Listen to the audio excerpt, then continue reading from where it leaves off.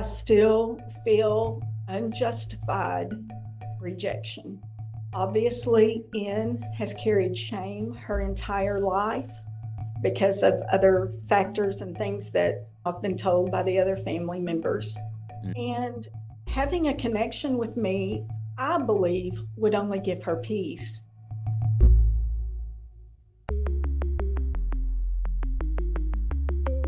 Who am I? Who am I? Who am I? Who am I? Who am I? Who am I? Who am I? This is Who Am I, Really? A podcast about adoptees that have located and connected with their biological family members. I'm Damon Davis, and today you're going to meet Melissa, who called me from Harrison, Arkansas. Melissa says she always felt chosen and grateful for her adoption, but after decades of peace with her origin story, something shifted. A small-town newspaper article, a newborn daughter, and an aging parent all conspired to push her toward a search when the time was finally right. When a DNA match opened the door to her paternal family, she stepped forward in grace, only to be met with silence. On her maternal side, Melissa took a clandestine trip to see the woman whom her half-sisters have been blocking access to. This is Melissa's journey. Melissa still lives in the town she grew up in as a girl. Harrison, Arkansas might not mean much to you, but she told me hers is the town in which Sam Walton opened his second store, the proof of concept for what we now know as Walmart. Melissa said she truly felt chosen and, like her adoption, was a God-given decision. She said adoption was an open topic in her home, and she had no aching void or no lifelong desire to search, just a quiet, steady peace about her adoption. But even when the story starts in gratitude, it can still evolve into questions. It was never a secret.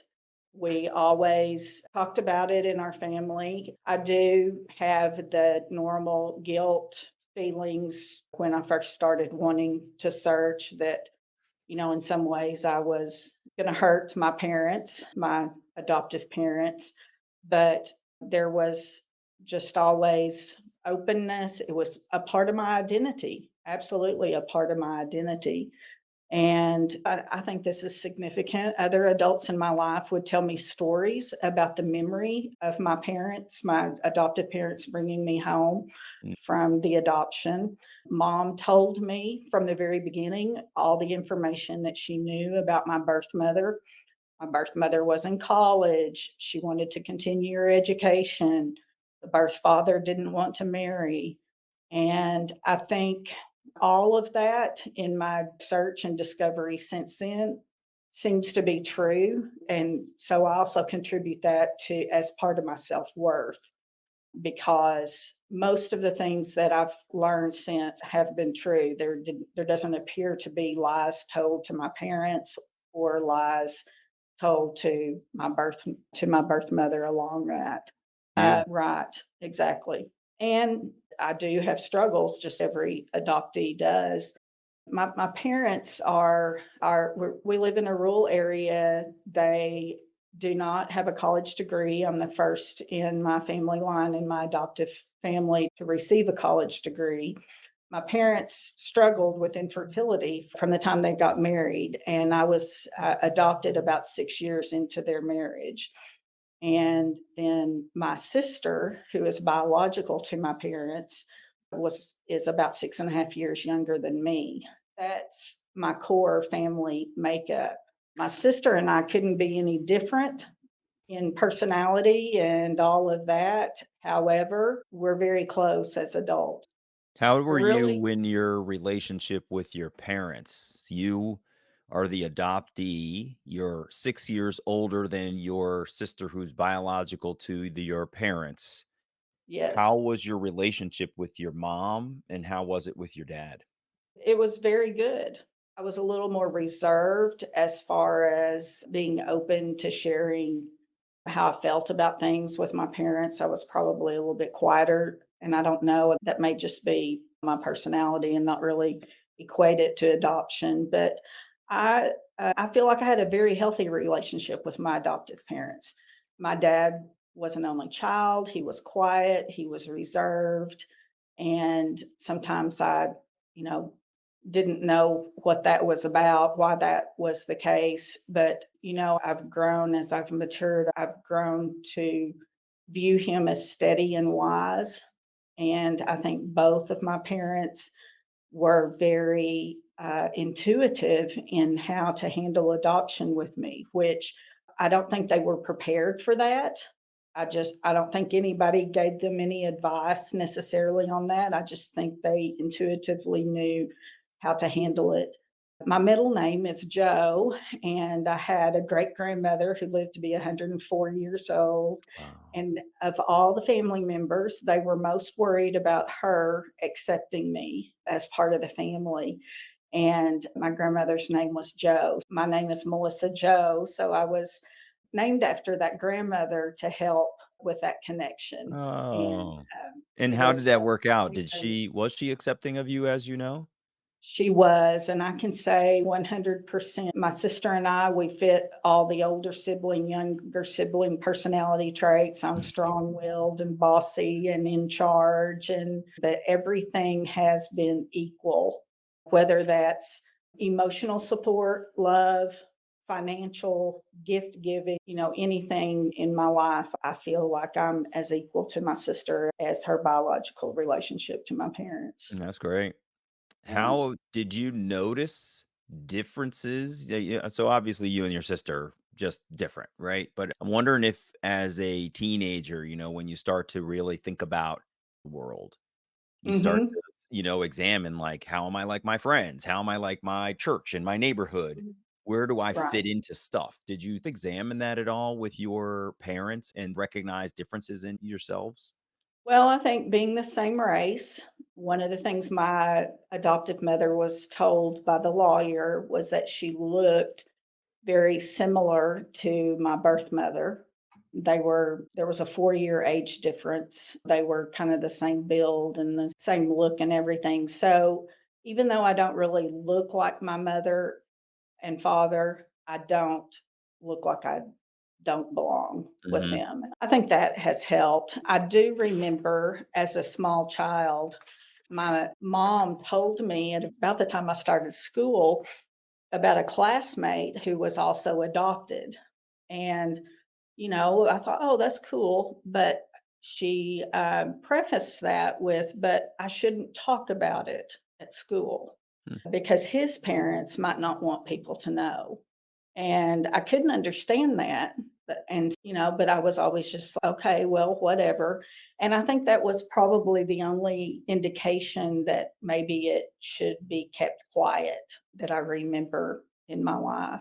Mhm. But my parents' friends and our family, they were always just really great at telling me stories of remembering, how special I was to their friend group or within the family and that kind of thing. And I think that absolutely helps. Yeah, I To, agree. When you're yeah. made to feel special, it can go 2 ways. You can feel sort of, Mhm. turned into a trophy, or it Right. can make you feel super welcome, right? Yeah. And Right. warm. Right. I never felt out of place at all. In fact, I did all the things that adoptees do. All through my life, from a young age all the way through adulthood, I was always looking for that person in the crowd that might look like me or Cool. because our state overall is a smaller population state, I kind of always felt that I possibly in my life could have crossed paths with my birth mother, very similar to your story where, you were working so close to where your birth mother was and was able to go there. And in reading other adoptee stories, that's something that's always been fascinating to me, how they lived their life just, miles from where their birth family was. Mhm. Because I was born in Little Rock, Arkansas, which is a 2.5 hour drive from here. I lived 7 years of my adult life there. I really always thought that I had probably crossed paths. Mm. That ended up not being the case. That's the feeling many adoptees have, that they have been in close proximity with one of their birth parents, possibly the same place at the same time, maybe exchanging a glance. But it's hard to know if those feelings are true or not. I was curious about Melissa's feelings of guilt about her genetic family after being loved and welcomed into her adoptive home. She said that as a young adult, her husband and their young family moved back to their small hometown, which was newsworthy in their rural Arkansas enclave. The local newspaper wanted to feature Melissa as the cook of the week. Her husband had gotten a job with a special local media partnership. It was the same medical practice where they were cared for as children. And the senior partner that he joined was actually the doctor who found me for my parents, connected me. And, when my parents were going through infertility, he said, I'm aware of a young mother who is wanting to give her child away for adoption. Is that something y'all would be interested in? And, my parents said, yes, of course. And one thing led to another on that. So back to my young adulthood, in that Cook of the Week feature for the newspaper, I told that story. And the wrote on that. And I didn't really think anything about it because like I said, adoption had been part of who I was. And I thought that was something that helped connect it. And after it was printed, my husband, who is very supportive, we've been married 39 years, he said, I don't know if you should have told that story and had that printed in the paper. You mentioned your adoption. And I was like, well, why not? And he said, don't you think that might make your parents feel bad? And, I had never really considered that. And I carried kind of some guilt with that through my lifetime, thinking, oh my goodness. I mean, it's just a little feature story in the newspaper. It wasn't like it was a major ordeal or anything like that, but I still kept thinking, oh, I hope I didn't make my parents feel bad about that, Yeah. and thought of that several times over the years. So yeah, that kind of gives you some insight. Yeah, the little twinges of guilt here and there. Oops, did I just misstep? And then you don't want to bring it up because if you bring it up and they hadn't been hurt by it and then they Mhm. start to think about it, you'll go, Right. damn, I didn't mean to make you think about it. Yeah, Right. But by the exactly. same token, you do question and think to yourself, I wonder if I should say something. I could Yeah. see how that would be tough. And that was just an indication of my husband, who is not adopted. The people around you are supportive, but they still don't completely understand. Right.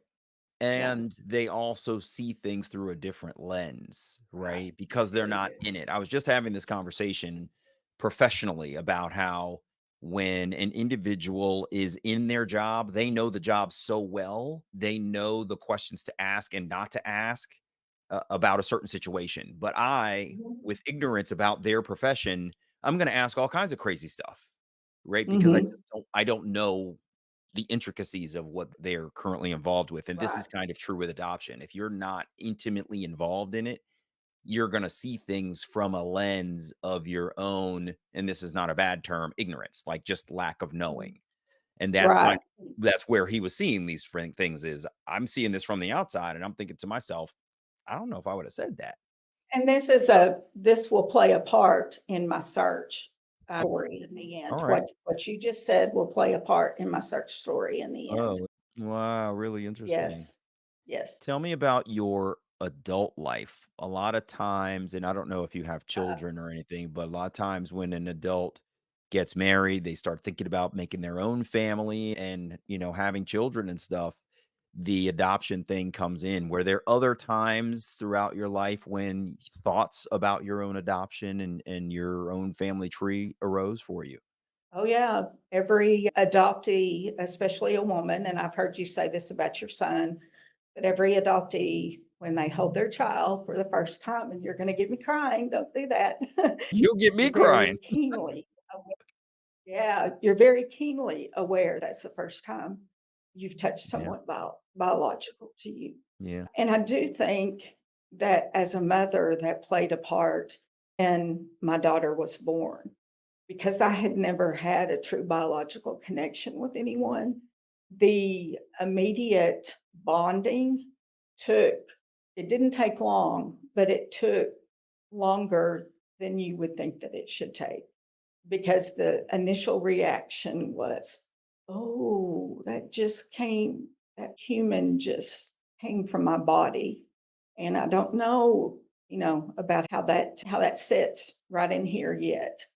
Now, it was over quickly, but that initial reaction wasn't just if you see birth stories where you just go, oh, the mother is just so happy and the father is just so happy. I mean, as they were cleaning her and that kind of thing, I really had to come to terms Gather yourself a little bit. with that. Yeah. Mhm. Yeah, that's Yeah. an interesting thing. Obviously I can't give birth to a child, but I can imagine that extra level of contemplation that another person who's not adopted wouldn't have, right? Right. Of course, I'm going to have a child and it's going to be mine. And there's nothing to think about. That's just the natural order of things. But as an adopted person who's been transplanted from one family to another, you're thinking, I've just created my first generation. That is a Yeah. heavy thing to think about versus just the casual sort of this is the next one in the line. It's not that it doesn't have weight, but it's a different weight when Right. you are an adopted person who is in a position of producing a child. It must Yeah. have been amazing. I can imagine how attached you probably got to her very quickly, right? Yeah. This is insight into adulthood, but I can remember the first thing everyone talks about is who they look like and some things like that. And my mother in law, who I love dearly, and she's been a wonderful influence in my life, she was there in the room with all the family, and she just continued to talk about how much she looked like my husband. And that was just absolutely her insight, her joy of being a grandmother. But I can remember that really being something that was hard for me because I wanted my daughter to look like me. Yeah. Yeah. Yeah, she was probably expressing her own family pride for the lineage, Right. right? Mhm. And even if your daughter didn't look like your husband, she probably would have said it anyway just because she wanted her to, Exactly. right? When a baby comes out, Exactly. it's so hard to tell sometimes, but I Yeah. can see how you're in a heightened emotional state already. And Mhm. for someone to stand there right in the moment and say that the child looks more like your husband than you, I would imagine that could be very tough. Well, you just desire Yeah. to have that mirroring, Right. and you can't even identify it as that really being part of your adoption until you reflect on it later and you go, "That's why that bothered me so much," Yes. because I was really, needing that mirroring and not even really You're understanding. absolutely right. I don't think I really had thought about it until you said it, that you can ask somebody what they're expecting as they go into being a parent, Right. and they'll say things that resemble the mirroring. I hope they like soccer like I did. I hope Mhm. they like hip hop like I did, right? These are the things that I Right. thought about my son. But I never if you had asked me ahead of my son being born, I would not have said, "I hope he looks like me," because as an adoptee, I've never seen anyone who really looks like me.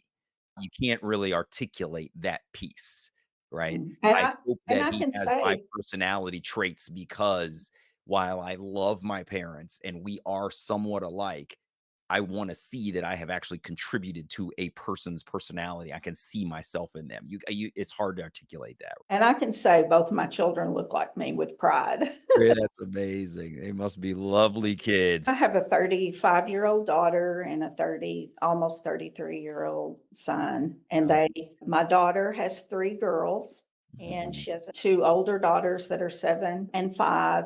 And then her youngest is a transracial adoptee, mm, which I'm very proud of. mhm. And I emailed you, I don't know if you've seen your emails yet, but I emailed you a picture of her just so you would have a reference there. And she's 2. And then my son, who lives in just down the road in my hometown, has our grandson, our only grandson. Very proud of that. Very proud of having an adopted granddaughter, and very proud of the fact that when my mother, myself, my daughter, and my adopted granddaughter took our 4 generation picture when she was first born, I was very aware of the fact that there were two adoptees in that picture and there were two adoptive mothers in that picture. What? So that That's that interesting. means a lot to me. Melissa said that it wasn't until she was in her 50s that her desire to search for her first family kicked in. Her adoptive father was experiencing health problems, driving home the realization that life is short, and if she wanted to meet her birth parents, her time might be running out. She said she was acutely aware that she was legally capable of searching from the time she was 18 years old, and that her birth mother might be raising her own family, and Melissa didn't want to disrupt the woman's life. Then, of course, Melissa was growing her own family, so the search didn't fit into her life at that time either. She recognized that there could be negative results from an adoption reunion search that might be adversely impactful on her own children's formative years. All the way up until she was 50, the timing of search just wasn't right. Melissa admitted that over the years, her curiosity led her to adoption search boards online. Eventually, she submitted genetic samples to 23andMe and Ancestry DNA. It was in 2019 when things changed. I had a close match to a paternal brother. So that came pretty early on, and we communicated through the messenger platform on 23andMe and then social media through all the COVID years. He would mention meeting from time to time, but there were always excuses. There was never really an urgency to act on it. But one key thing is he told me of in one of our communications, he says, I cannot ask my dad anything about this. He was an only child because we just don't have that kind of relationship. And then when we finally met in October of 2021, he said that again. And then he said, you do what you need to do, but I can't have that conversation with my dad. Out of respect for him, I didn't do anything for a while. And when my paternal half brother and I met, our meeting was about 2 hours. It was nice, polite. We took pictures, but I could tell the meeting was more because he was curious. He Go back wanted for a anything moment further. for me then, Melissa. I want to hear a little bit of the lead up to this. You found Mhm. this guy on, Yeah. was it 23andMe you said? And he had submitted his DNA. Yeah. Yes, obviously. Yeah. Yeah. And so this, when you see a close relation like that, it can take you back. Whoa, wait a minute, brother. Wow. So And you how are and you you feeling and about when you're completely new to this, you haven't really done much as far as research up until this point. You don't know, do you come on strong? Do right? you not? Do you Play and it you want cool, them, right? you want play cool within their comfort level and that kind of things. So yeah, lots of really interesting facts about the birth father. He was a fighter pilot in the Air Force. He's retired from there. He served in 3 different wars, which I find fascinating. I would love to know more about. Sure. I've done a little bit of research, on what I can. But after about that year or so of giving him grace after we met, I just decided I needed to go ahead and write the father a letter. I included that letter in the email that I sent you, Damon, for you Mm, just to have some insight into and just the nature of it. And I sent it in a manner where he had to sign for it because I had actually sent an inquiry letter prior during the COVID years that I didn't really have any proof that it was received. I did get proof that he signed for it, and all of a sudden, the communication with the birth brother went completely silent. My text messages were not going as iMessages anymore. And, it's not like I'm texting him every single day. This is a Merry Christmas and hey, I saw your kids signed with a college, to play their sport. It's just kind of a random message, but they mhm. weren't. And so I did through our social media messaging. We were still connected on social media. I sent him a message and said, "Hey, is everything all right?" Just hadn't had a response from. Just wanted to make sure everybody's doing okay. And he came back and he said immediately, he said, "It's because I respect you that I'm telling you this, but my parents, father and his wife, are very upset about this. My father said he had no knowledge of your existence, which he could or couldn't, no big deal. That it's neither here nor there to me whether he knew about me or not." And he said, and they've told me that if I want to continue to have a relationship with them, that I need to cut off all communication with you. Mm. Well, for someone who grew up not feeling rejected, having a really good insight, these situations with both birth parents, the rejection, and I'm going to use the word unjustified rejection, has been very heavy. It's been heavy. Yeah. It's not like I'm a drug addict or seeking medicine or seeking money or, something like that. I have lived a very faithful life, a very godly life, and an honest person, that kind of thing. So the rejection feels very heavy. Yeah. I'm really sorry for that. That's Yeah. That's yeah, we hadn't gotten to the mother side yet. Oh, So I just know. wait, I just know. wait. What did your brother tell you about your birth father that made you not reach out to him sooner? I'm picking up on this thing that you said that your paternal half brother basically said, "We don't have that kind of relationship." This Yeah. could have suggested He that his father was an ornery old dude or whatever. Did you pick up on something where you're like, "Ah, I don't know if I want to?" Well, I mean, I always just wrote that off as a military personality. And let's see, what is it? The Greatest Generation.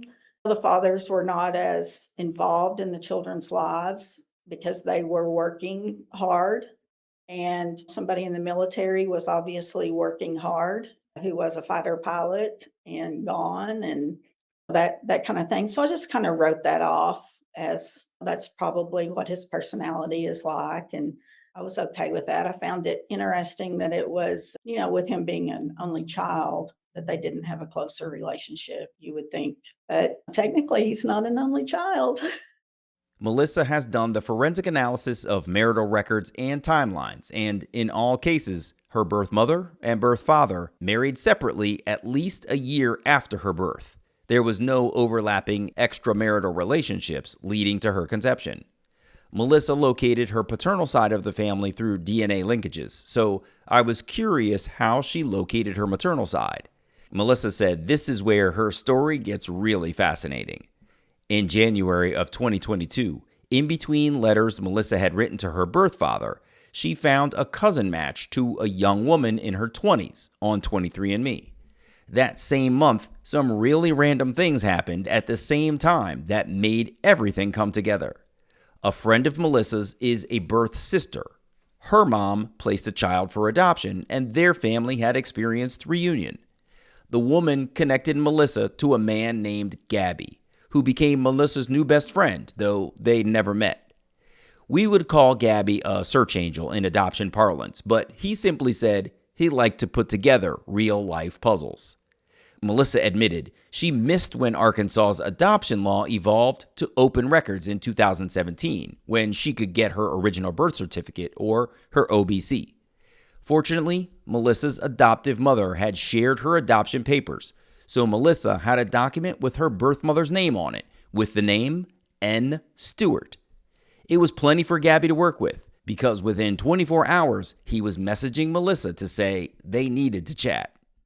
So my first cousin was actually this young woman's father. Her grandmother died in the fall of 2021, which is what drove her to submit her DNA. Oh. And the young woman had a tribute to her grandmother on Facebook that Gabby found. And so that led Gabby to search for her obituary.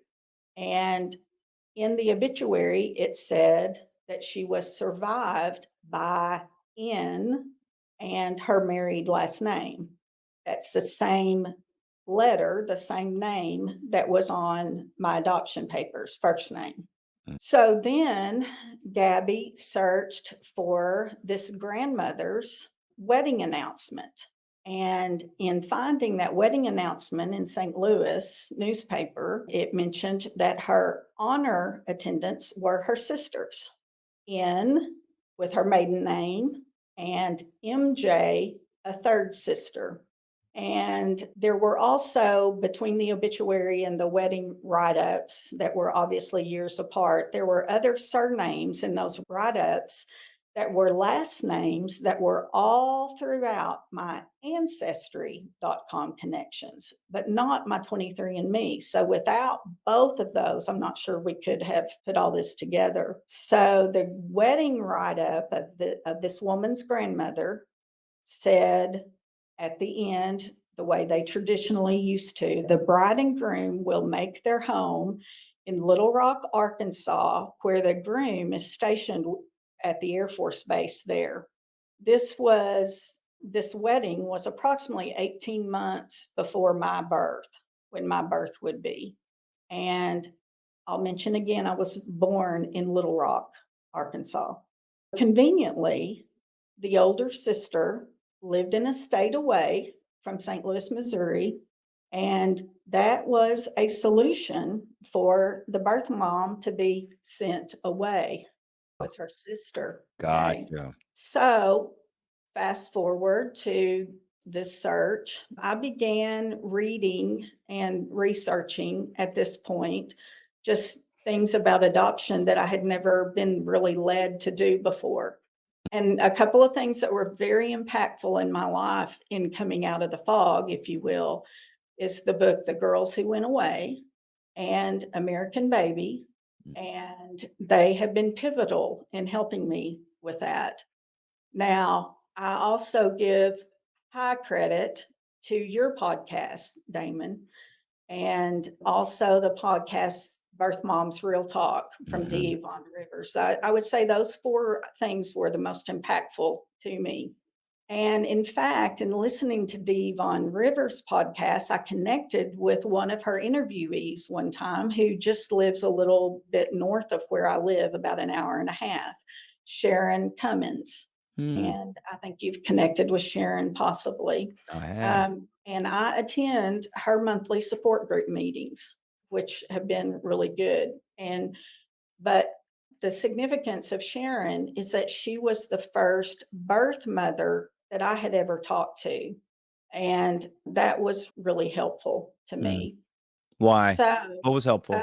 to really understand what a birth mother feels, whether they make the choice to give their child up for adoption or whether that's been forced upon them by their families or the birth father, however that plays out, there's still a commonality with how they feel. They may choose to, but they still feel the shame and they carry that shame.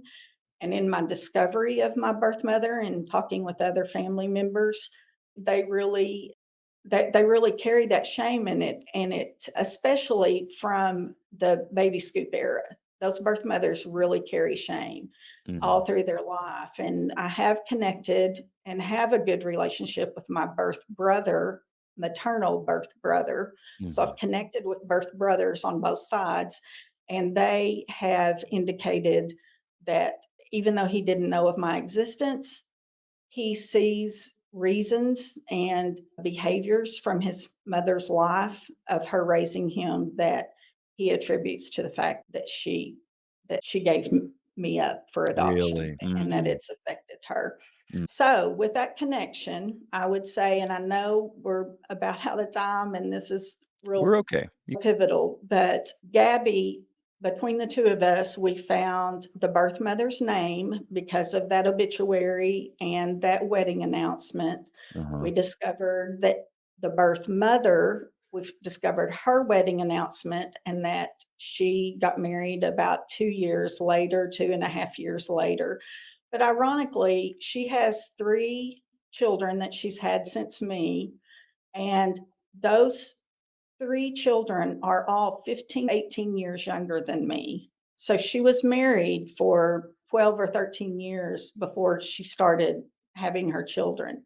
Interestingly enough, she had the same profession that I went to college for. I taught school and taught middle school in my earlier married life before staying at home to be with my children.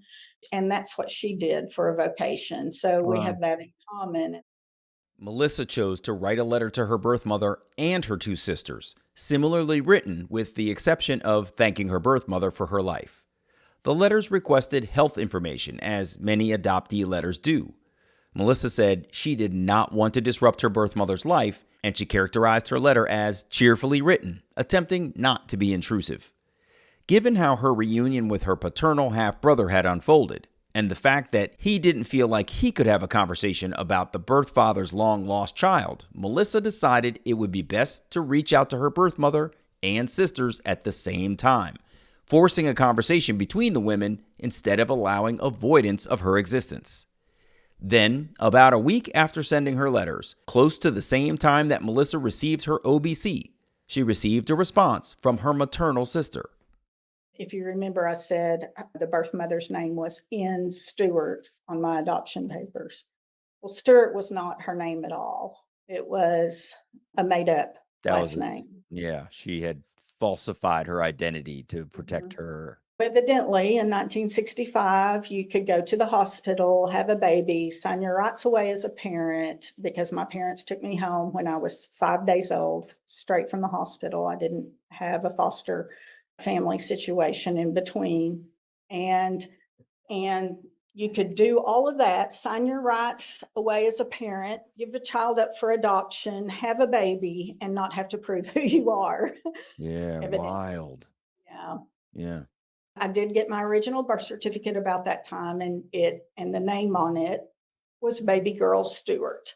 So as a adult adoptee who had never really felt rejection until this journey, the next thing that, was really sensitive to me was the fact that the document that placed me on this earth legally, an American citizen, and all of that was a lie. She didn't give me a first name, or at least not one that was recorded. And the last name that was given to me on that document was a lie, wasn't accurate. So Mhm. if you really think about that, that's kind of a thing as an Yeah. adoptee. So, Basically, every fact, quote unquote, on this official document is non-factual. It's just, made up yeah, stuff. And makes you even wonder if the date's correct, actually. yeah, You know, right. Literally, if you can question any fact, you question every fact, right? right, right. Yeah. So then, after I had written the 3 letters, I got an email from her youngest daughter. It was short, cordial, to the point. "We'll have to discuss this with our mom. She's never told us of having a child before. She obviously didn't want this to come out. She has health issues, including having MS, Alzheimer's, and Parkinson's." And I'll put in information here that there hasn't been any kind of confirmation that she has Alzheimer's, but other family members don't believe that either. They do think she has age-related memory issues. Hmm. And basically it said, "Don't call us, we'll call you if she wants us to."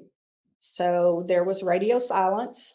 Then an email came randomly from the first cousin, the man, so the young woman's father, first cousin, Okay. his wife.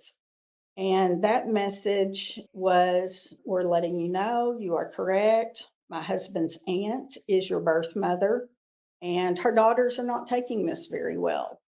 Oh, We want you to know we welcome you into our family. We are hoping and praying that her daughters change their minds." And then there was an invitation to connect and to talk, and which we do. I talked to her one day for a really long time.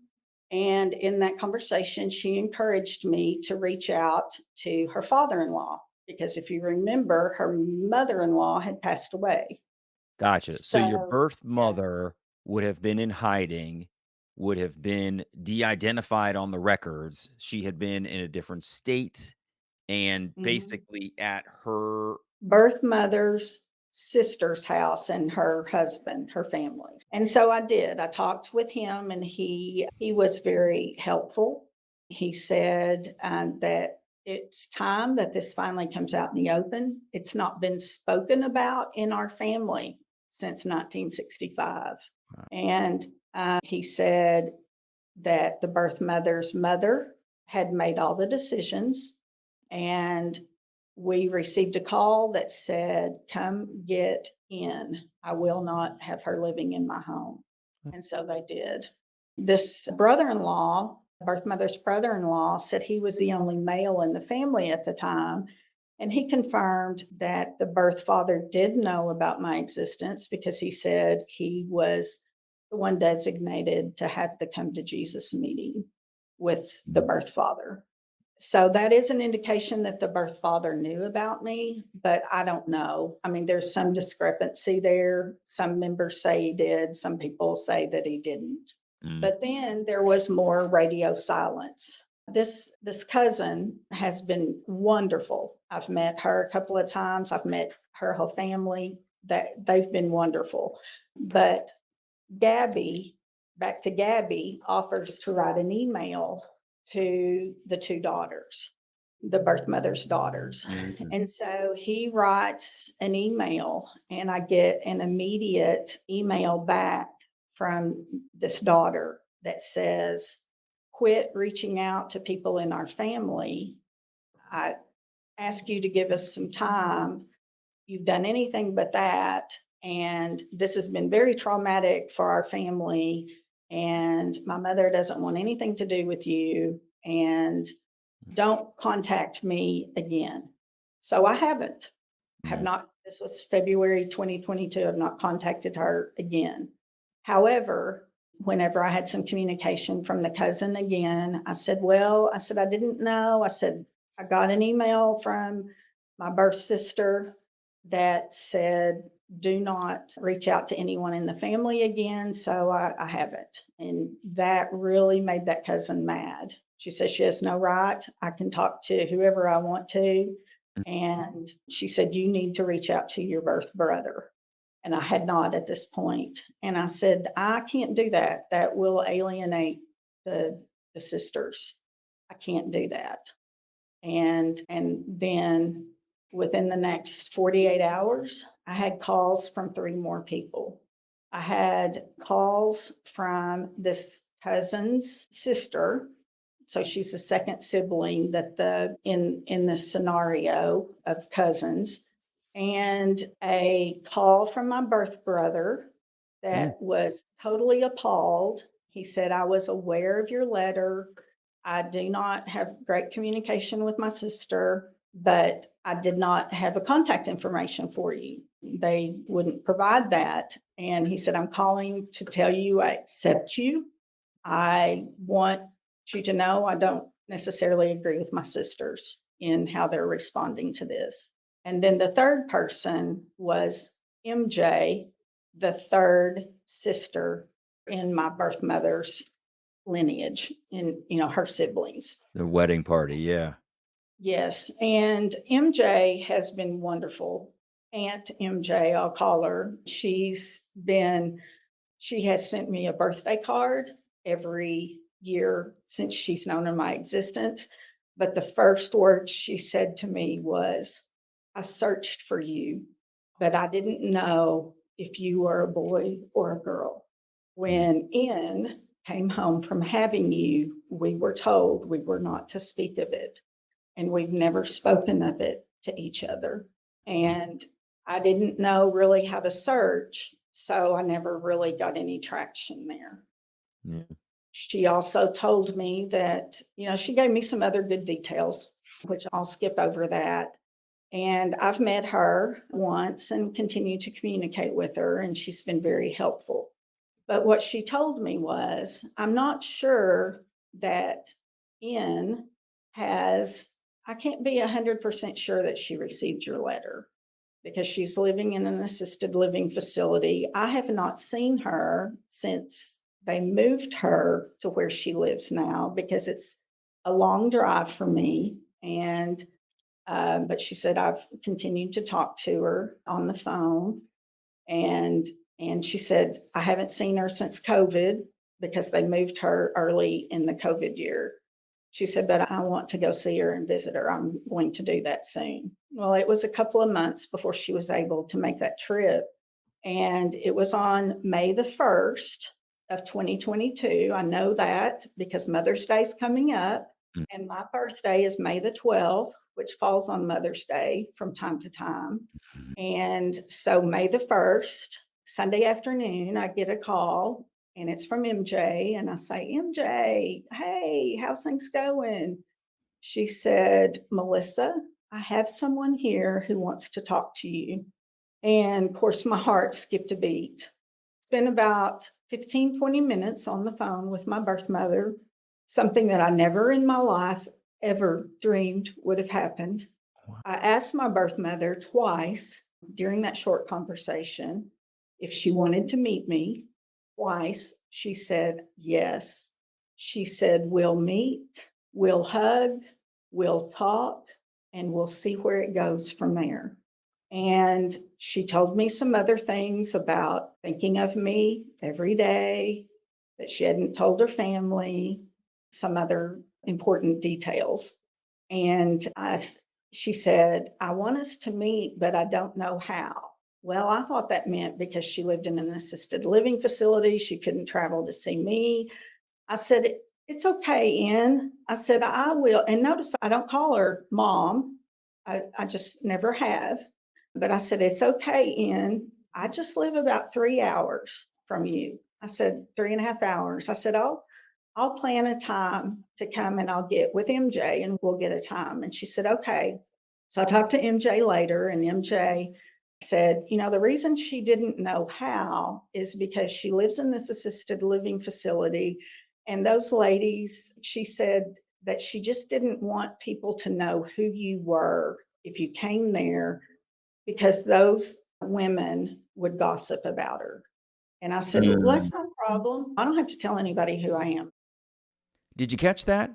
Even after decades apart, the scars of N's early experiences being shunned, pushed out of her home, and forced never to speak of Melissa's existence again held her in a place of wanting to keep Melissa's identity a secret to avoid gossip in the home she was living in. MJ gave Melissa the name of the facility where her first mother lived, and Melissa began to call and text the woman, but there was no answer. MJ encouraged Melissa to keep trying because, as an older person in an assisted living home, N didn't keep her phone on her at all times like many of us do.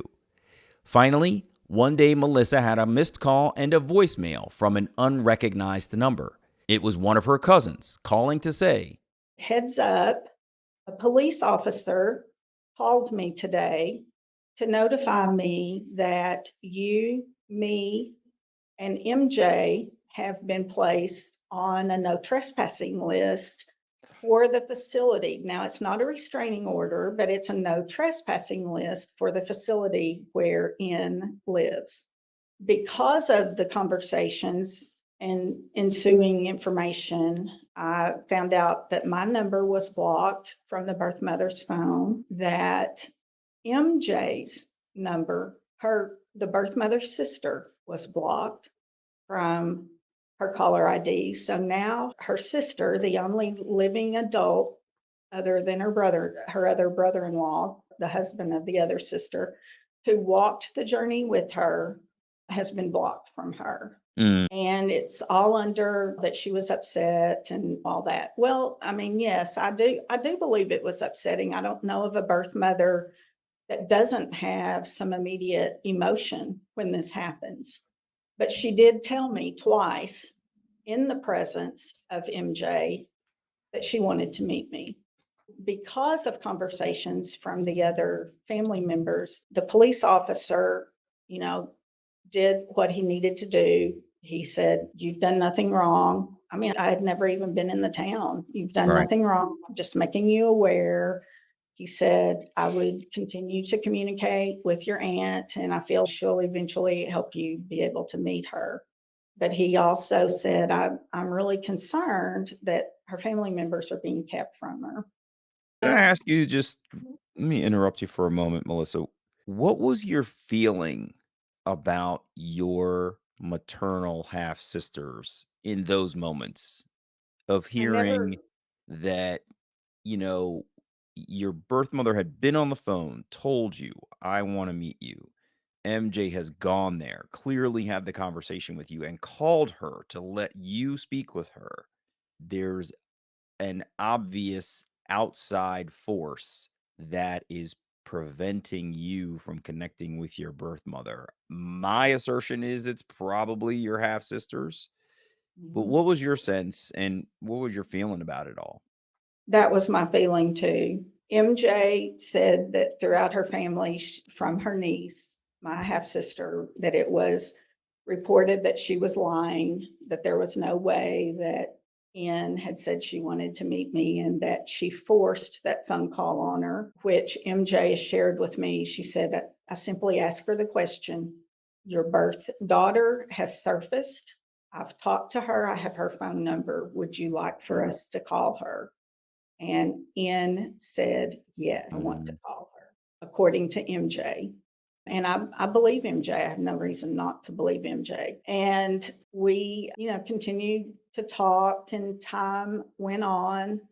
Again, I had reached out, made a phone call to the second sister that I haven't talked much about, who would be her middle child. I've reached out and asked to meet with her, and she said, I'm going to have to think about that. And then she hasn't called me since, reached out to me since. I would love to know more about the MS, because even though that's not a inherited trait, you're more susceptible to it I was because of thinking about that. all. Yeah. So I've continued to communicate with MJ. I've continued to communicate and meet the maternal half brother. Hmm. Wonderful. He has a relationship with one of his sisters, but not the one that seems to be interfering due to just some other private family things, Mhm. and that I don't really know details of. And I don't want to know details of. Eldest sister that is the blockade? No, she's the youngest, but she is the one taking care of the mother. I understand. Yeah. So where are things for you now? You're just sort of in a holding pattern. You and MJ are locked out, but you have established this contact with your half brother who has been accepting. So you're just really in a adoption reunion rejection with your birth mother. It's with your half sister who is, dug a moat and pulled up the drawbridge and nobody's getting in. Is that Yeah, right? and there's an even bigger part of this story. I have met my birth mother. I wasn't expecting Melissa to say that at all. Her maternal half brother had spoken to their mother, who said she wished the conflict over Melissa's emergence would just go away. But he didn't facilitate their meeting because if he intervened against the sisters who were not fond of Melissa, he risked being banned from seeing his own mother. Melissa recruited support from her husband. My husband, who has been supportive, but not really understanding deeply, the amount of heaviness of this that's on your heart day in and day out. He didn't want me to get hurt. So we would talk about this and he would be supportive, but he wouldn't initiate conversations about it. So just one day I said, I need to be brave. I need help being brave. I can't do it myself, but I need to meet my birth mother. She has moved to another facility in the same town that I was aware of from some other connections. And so I need for you to help me. I said, I fully know we may drive there. We may get turned around and not admitted for whatever reason. But the birth mother has told me that she wanted to meet me. And then until she tells me that she doesn't want to meet me, I want to meet her. We drove to the town. We went into the facility. We asked to visit in and her last name. We were given her wing that she lived in, her room number, And we walked in, and as we walked into her wing, we knew it was about dinner time. And this was in September of 2023. And how are you So, feeling walking down this wing? You're so this close is a now. year after that conversation with her, that 15-minute conversation. I'm scared to death. My husband asked for her, handles all of it. I'm standing there, just scared to death, anxious, obviously. So when we walked in, there was a woman sitting beside, there were several residents in the dining room. They were having dinner, but it wasn't full. And I looked across and there was a woman sitting by herself. And I said, I think that's her, but I'm not sure because I had seen some pictures. And we asked one of the attendants there, one of the aides there, is this N and her last name? She said, yeah, that's her. And we said, well, we're here to visit her. We just wanted, we hadn't seen her in a long time, wanted to. And so we went, I approached her then. My husband, who is a very tall man and didn't want to be intrusive, he kind of waited back, but within earshot. And I walked up to her and I said, Ian, I said, I have always wanted to meet you and I wanted to come visit you today. And she said, oh, okay. And I bent down in front of her. She was sitting at the table. I bent down, squatted down to her level and talked to her for a while there, just saying, I've always admired you. I've always thought so much of you. I've learned of how much of a beloved teacher you were from your sister. And she and I continued, a little back and forth. And then I looked up at my husband and I said, should I? And he said, yes, you should. And so I turned to her and I'm going to cry. Hang with me, Damon. I turned to her and I said, I am the daughter that you placed for adoption in 1960. And she said, oh, and I said, I've always wanted to thank you for the life that you gave me. I want to thank you for your decision to place me for adoption. I want you to know I've lived a wonderful life. I want to tell you about my children. I want to tell you about your great grandchildren that we now have. And we sat and we visited for an hour. I never asked any personal questions, all the questions that you want to have. I never, she told me about her children. You're getting to me there. She told me about her children. I told her about mine. I told her that had been a teacher. And she said, I've thought of you often. She said it was a really hard decision on whether to place you for adoption. She said, but once I made it, I've never regretted it. And I said, well, that's one of the reasons I'm here. I would not want you to regret it Mm, because I believe it was a God-given decision. God gave you that decision and it was the right one. It's always been the right one. So we talked a little more. I said, you told me when I talked to you about a year ago on the phone, you told me that you wanted to talk, you wanted to meet, you wanted to talk and hug. I said, would you like that hug? And she said, oh, yes.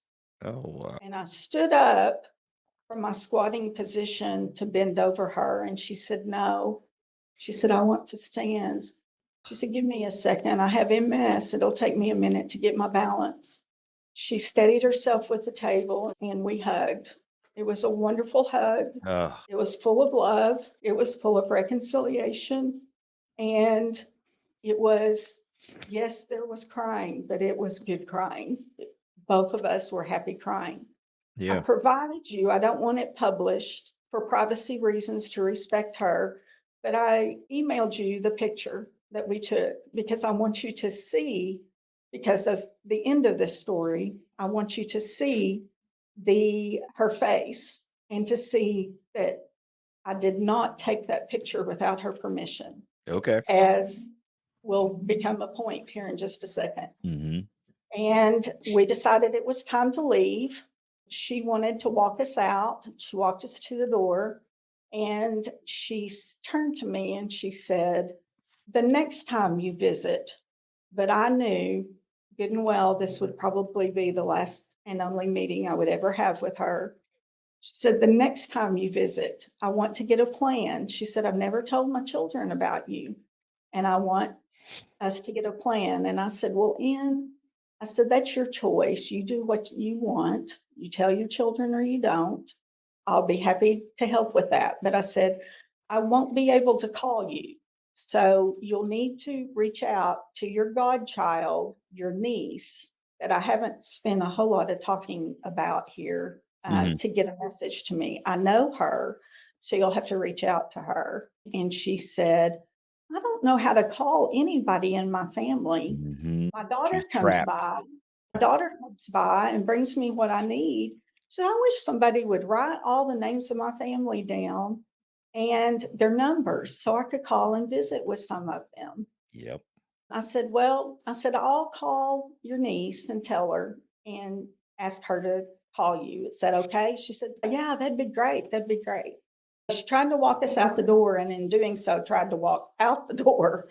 And knowing that there were cameras and all that, I didn't want anybody to think we were trying to put her in our car or, Right. because that was not the Right. case. And my husband smartly held the door open to the wing where she was so that, the door didn't shut. So we turned her around and I said, let's walk you to your room. And so we walked to her room.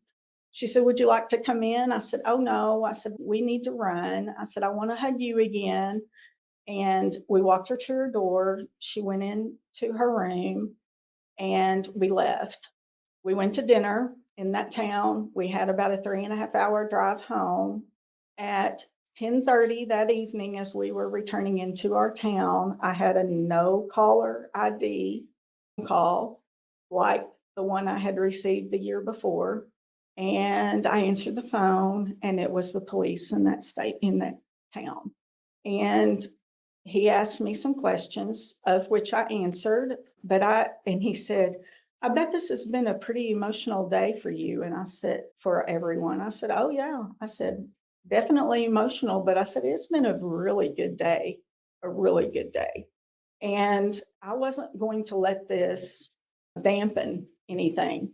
And from my understanding, what had happened was one of two things. Either an aide came by and she was emotional and they called the sister to say, hey, your mom's a little upset, emotional today. Or she decided she would call her daughter and tell her daughter about me, because that was one of the last things she said to me.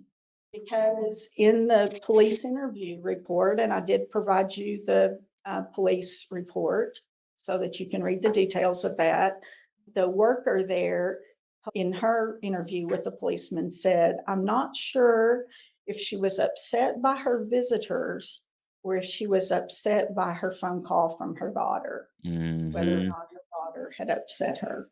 She said, I'm not sure which one.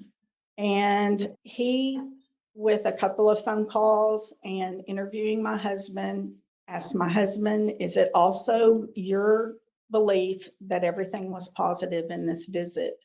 And my husband said, yes, it was all positive. It was well received. The purpose of the visit was my wife had never met her birth mother and wanted to deliver a simple message of thankfulness for her life. He said, we are prominent people, established people in our community. You can talk to anyone in our community and they will vouch for our character. He said, we're both successful in our businesses. We have no financial desire. We have no desire to insert ourselves into their family tree. However, she wanted to be able to meet her and have discussions with her and some questions answered. And he said, and the daughter that you're speaking to has never once attempted to have a conversation with us about any of this, although it has been her prerogative to do so. Mhm.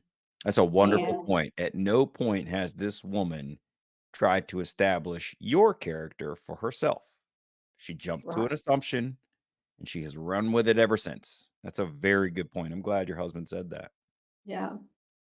The police, he told me at the end of that conversation, he said, I will have no reason to call you again. He said, you've done nothing wrong. He said, I would expect that you'll get some communication probably from the facility asking you not to come back. And I did. received some communication from the facility early, a little bit later, a couple of days later, Mm-hmm.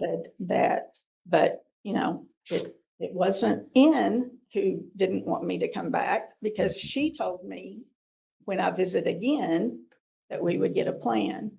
Yeah, her She expectation was to see you again. Yeah. Can Mhm. you tell me, Melissa, first, I'm Mhm. sorry that your sister is injecting so much toxicity into this. It doesn't have to be this way.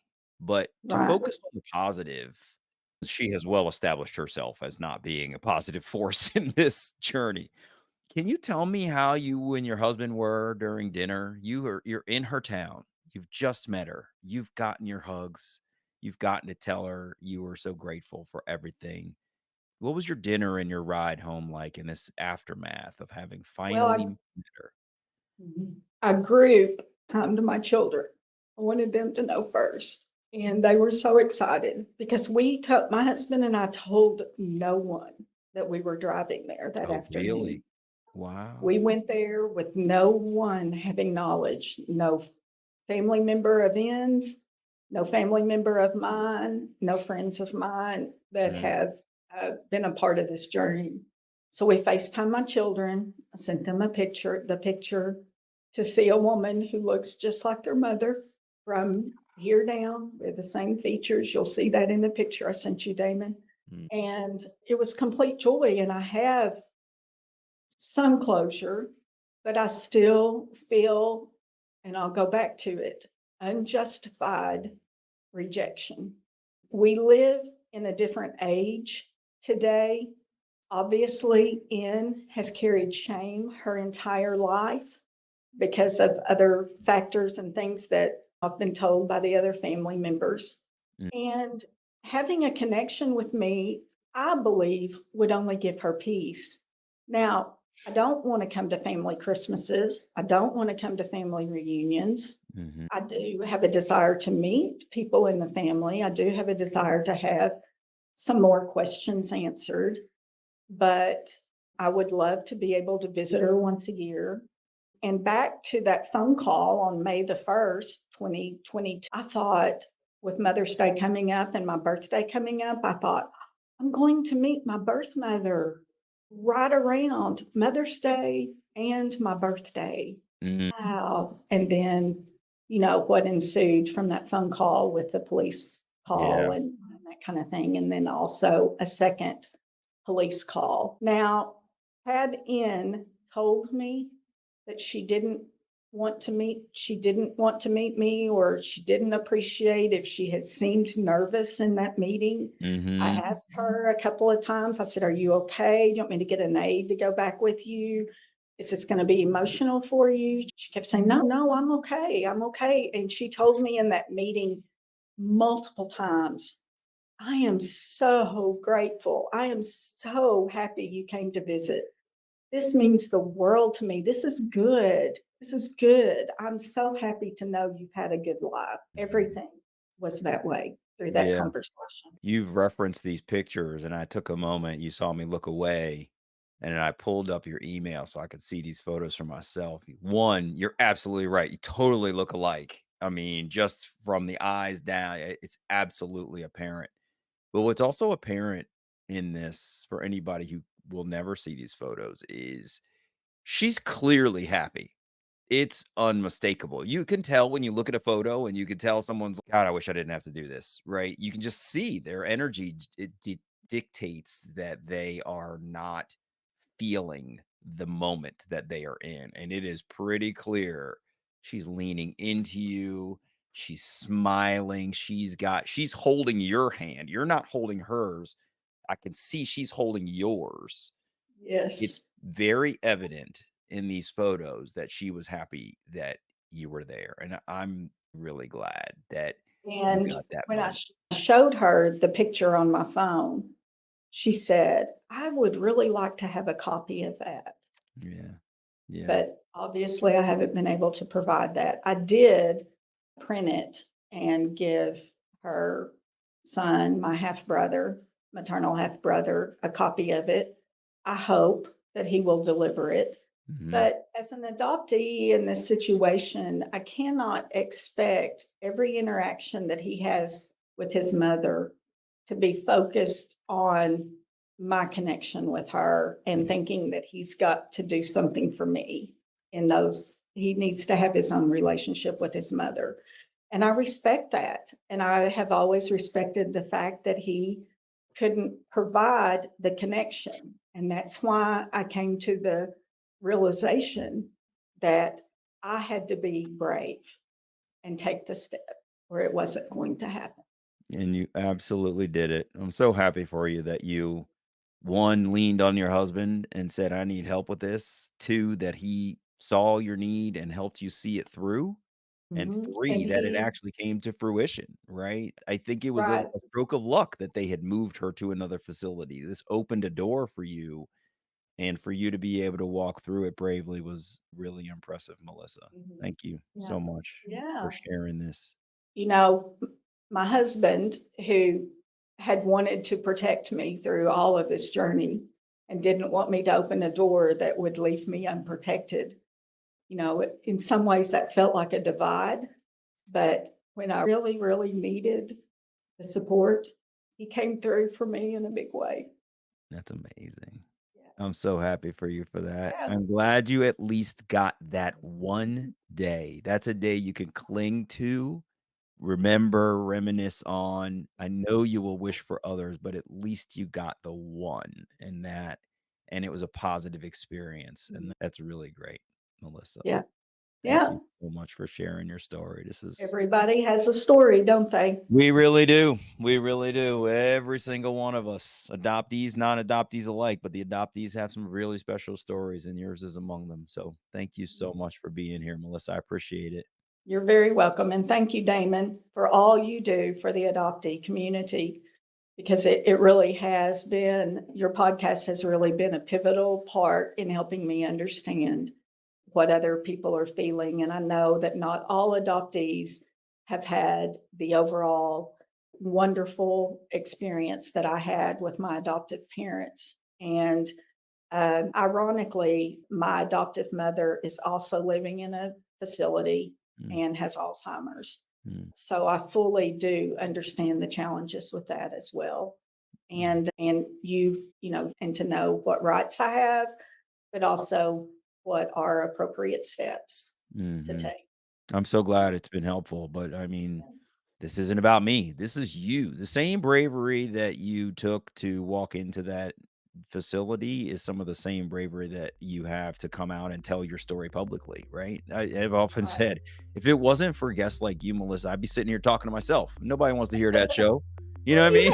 So you have a pretty amazing story, though. I love your I know, story but too. there's only so many times I can tell it. It's not a podcast, more than one episode. All credit is due to every single guest who steps forward, right? Because what we are doing together is helping someone else. The same way you've listened to another person's story, you are now sharing yours, and someone will hear yours and go, I'm so glad she said this because, and someone else will take something from yours. So thank you for being here.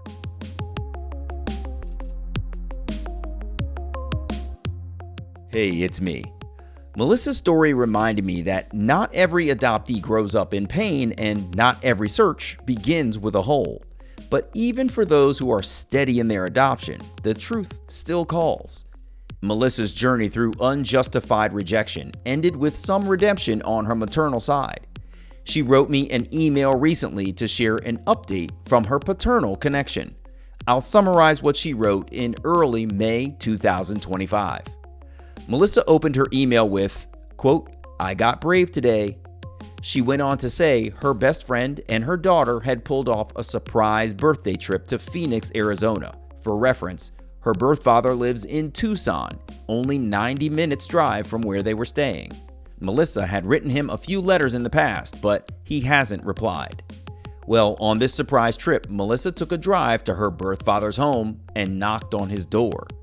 She said she's always felt the man's wife has been a gatekeeper in their potential reunion, and holding true to her role, it was his wife who answered the door.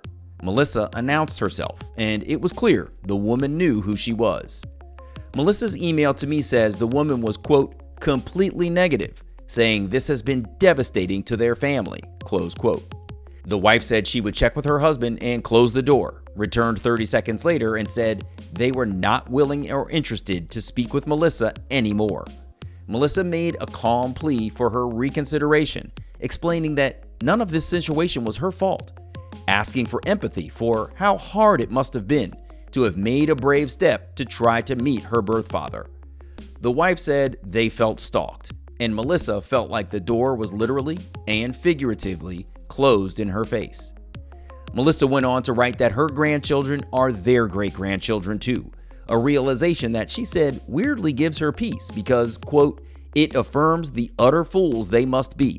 I cannot believe there are people who can be this cruel, close quote. Melissa closed her email joyfully by saying, I've had a wonderful trip anyway.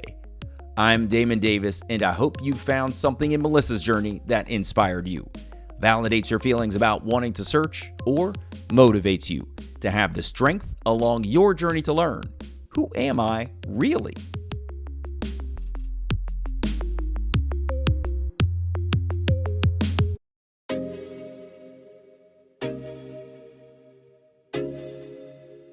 How does it feel to be adopted?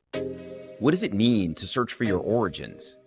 Adoption is a life-altering experience for everyone involved, but for adoptees, the question of identity is never simple.